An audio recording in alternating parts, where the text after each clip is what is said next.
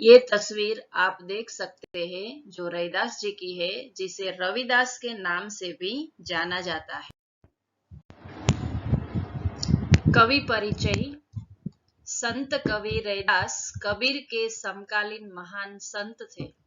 रैदास को रविदास के नाम से भी जाना जाता है। यह माना जाता है कि संत रामानंद जी के शिष्यों में से एक थे। ये काशी में रहते थे, पढ़े लिखे नहीं थे, मगर उनकी साधना उच्च प्रकार की थी। उनके पदों में अनन्य भक्ति भाव की अभिव्यक्ति है। संत कवि रैदास ने भक्त और भगवान के अटूट संबंध की, अटूट यानी कभी न टूटने वाला संबंध की पुष्टि अपने पदों में की है। आत्मा परमात्मा का मिलन सोने में सुगंध की भांति उत्तम बतलाया है। उनके पद बहुत लोकप्रिय है। उनके कुछ पद गुरु ग्रंथ साहब में संग्रहित है। बोलचाल की सरल सहज भाषा में 200 से अधिक पद है। यहाँ संकलित पद में रैदास कहते हैं कि प्रभु जी, मैं हर हाल में आपके निकट रहना चाहता हूँ। निकट यानी नजदीक। मुझे आपकी भक्ति से प्रभुमय बनना है।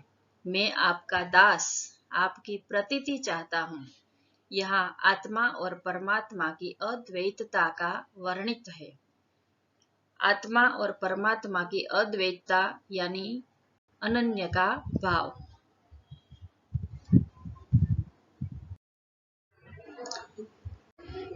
पहले इस कविता का गान करते हैं। प्रभु जी तुम चंदन हम पानी, प्रभु जी तुम चंदन हम पानी, जाकी अंग अंग बास समानी, जाकी अंग अंग बास समानी, प्रभु जी तुम घन बन हम मोरा, प्रभु जी तुम घन बन हम मोरा, जैसे चितवत चंद चकोरा, जैसे चितवत चंद चकोरा, प्रभु जी तुम दीपक हम बाती, जाकी ज्योति बर दिन राती, जाकी ज्योति बर दिन राती, प्रभु जी तुम मोती हम धागा, जैसे सोनहि मिलते सुहागा, जैसे सोनहि मिलते सुहागा, प्रभु जी तुम स्वामी हम दासा, ऐसी भक्ति कर रे दासा, प्रभु जी तुम चंदन हम पानी। अब शब्दों के अर्थ के साथ इसको पढ़ते हैं। प्रभु जी तुम चंदन हम पानी, कि हे प्रभु जी तुम चंदन हो तो मैं पानी हूँ। ये चंदन है और ये पानी है। दोनों जब मिल जाते हैं तो क्या होता है? जाकी अंग अंग बास समानी, जाकी यानी जिसकी, अंग अंग यानी अंग में, बास यानी सुगंध और समानी यानी समा जाती है, जिससे अंग अंग में एक सुगंध समा जाती है। चंदन और पानी को जब हम मिलाते हैं, चंदन को घिसते हैं, तो उनमें से एक सुगंध फैलती है और वह सुगंध वातावरण को खुशनुमा कर देती है। वातावरण में से एक सुंदर खुशबू आती है। तो चंदन प्रभु है तो भक्त क्या है? पानी है। दोनों को अलग करना मुश्किल है। चंदन यहाँ पर किसका प्रतीक है? परोपकार का प्रतीक है। परोपकारी है, परमार्थ का कार्य करता है, खुद घिस जाता है लेकिन वह औरों को सुगंध देता है। और भगवान यहाँ पर कहते हैं कि चंदन परोपकारी है, इसलिए मैंने उसे अपने मस्तक पर धारण किया है। हम चंदन का लेप करते हैं और चंदन का तिलक भी लगाते हैं। तो भगवान के मस्तक पर चंदन ने स्थान प्राप्त किया है और वह उत्तम प्रकृति का भी है। रहीम जी ने एक दोहे में कहा है कि जो रहीम उत्तम प्रकृति का करी सकत कुसंग, चंदन विष व्यापत नहीं लिपटे रहत भुजंग। चंदन अपना गुण छोड़ता नहीं है। चंदन के वृक्ष के पास सांप लिपटे रहते हैं, फिर भी चंदन अपनी सुगंध छोड़ता नहीं है, यानी वो उत्तम प्रकृति का है। कुसंग का उस पर कोई प्रभाव पड़ता नहीं है।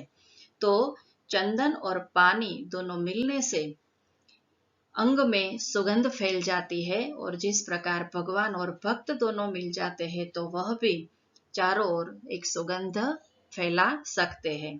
प्रभु जी तुम घन बन हम मोरा की, हे प्रभु जी तुम घन हो, काले काले आकाश में छाए हुए बादल हो, तो मैं वन का मोर हूं। और मैं बादलों को देखकर जिस प्रकार मयूर नाचता है, वैसे मैं आपको देखकर नाचने लगता हूं। घटाओं को देखकर मोर जो है वह प्रसन्नचित हो जाता है, प्रफुल्लित होकर वो नाचने लगता है, और सारी प्रकृति आकाश में छाए बादलों को और बारिश को देखकर पुलकित हो जाती है। उसी प्रकार भगवान को देखकर भक्त भी नाचने लगता है। जैसे चितवत चंद चकोरा, चंद यानी चंद्रमा, चितवत यानी देखना, चकोरा यानी एक पक्षी जो चंद्र की ओर देखता रहता है और सिर्फ वर्षा का ही पानी वो पीता है। तो हे प्रभु, मैं जिस प्रकार चकोर जो है वह चंद्रमा को देखता रहता है, उसी प्रकार आपकी मूर्ति को निहारता रहता हूँ। मैं जब आपका दर्शन करता हूँ तो मैं भी चंद्रमा की भांति तुम्हारी मूर्ति को अपलक निहारता रहता हूँ और उसके दर्शन में किया करता हूँ। प्रभु जी तुम दीपक हम बाती के, हे प्रभु जी तुम दीपक हो जो चारों ओर प्रकाश फैलाते हो, और हम क्या है, उसमें जलने वाली बाती है। जाकी ज्योति बरे दिन राती, और दिन रात जो है वह प्रकाश फैलाती है, उनकी ज्योति जलती रहती है। तो दीपक भी यहाँ पर क्या है, परोपकार का प्रतीक है। वो खुद जल जाता है लेकिन औरों को प्रकाश देता है। उसी प्रकार भगवान भी हमारे अज्ञान रूपी अंधकार को दूर करता है और वो हमें सही रास्ता दिखाता है। तो दीपक के समान हम भगवान से प्रार्थना करेंगे कि वो भी हमारे जीवन के अज्ञान रूपी अंधकार को दूर करे। प्रभु जी तुम मोती हम धागा की, हे प्रभु जी तुम अमूल्य मोती हो। अमूल्य मोती तुम हो तो मैं उसका धागा हूं, जिससे माला बनाई जा सकती है। धागा यानी डोर। तो धागे के मिलने से एक सुंदर मोती की हम माला बना सकते हैं। उसी प्रकार जैसे सो नहीं मिलत सुहागा, जिस प्रकार सोने में सुहागा मिलता है, सोने पे सुहागा होता है, तो उनमें से हम सुंदर सुंदर आभूषण बना सकते हैं और उनकी कीमत बढ़ जाती है।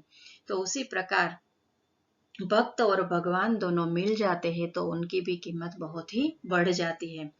प्रभु जी तुम स्वामी हम दासा, ऐसी भक्ति करे रे दासा की, हे प्रभु तुम मेरे स्वामी हो, मालिक हो, मेरे भगवान हो, तो मैं तुम्हारा दास बनना चाहता हूँ और दास्य भाव से तुम्हारी भक्ति करना मैं चाहता हूँ। यहाँ पर हम श्री राम और हनुमान का उदाहरण ले सकते हैं कि जिस प्रकार भगवान श्री राम का प्रिय भक्त हनुमान था और उन्होंने भी दास्य भाव से उनकी भक्ति की थी, उसी प्रकार रैदास भी इसी भाव से भगवान की भक्ति करना चाहता है। तो रैदास जी ने विविध उदाहरणों को देकर भक्त और भगवान के अद्वितीय संबंध को, अटूट संबंध को यहाँ पर बताया है। अब देखते हैं काव्य के कला सौंदर्य को। बास यानी सुगंध, घन यानी बादल, जिनका समानार्थी होता है बादल, जलद। मोर का समानार्थी है मयूर। चितवत का अर्थ होता है देखना। चंद्र का विरोध होता है, चंद्र का समानार्थी शब्द होता है शशि। दीपक का समानार्थी होता है चिराग। ज्योति का समानार्थी है प्रकाश। दिन रात के बीच में योजक चिन्ह है और दिन और रात द्वंद्व समास का उदाहरण है। सोना का उदाहरण है, सोना का समानार्थी शब्द है स्वर्ण। स्वामी का विरोधार्थी शब्द है दास। तो इस प्रकार यहाँ पर कवि ने विविध उदाहरणों से और परोपकार के उदाहरणों के द्वारा हमें भक्त और भगवान के विविध संबंधों को और उनके अद्वैत संबंध को हमारे सामने प्रस्तुत किया है। धन्यवाद।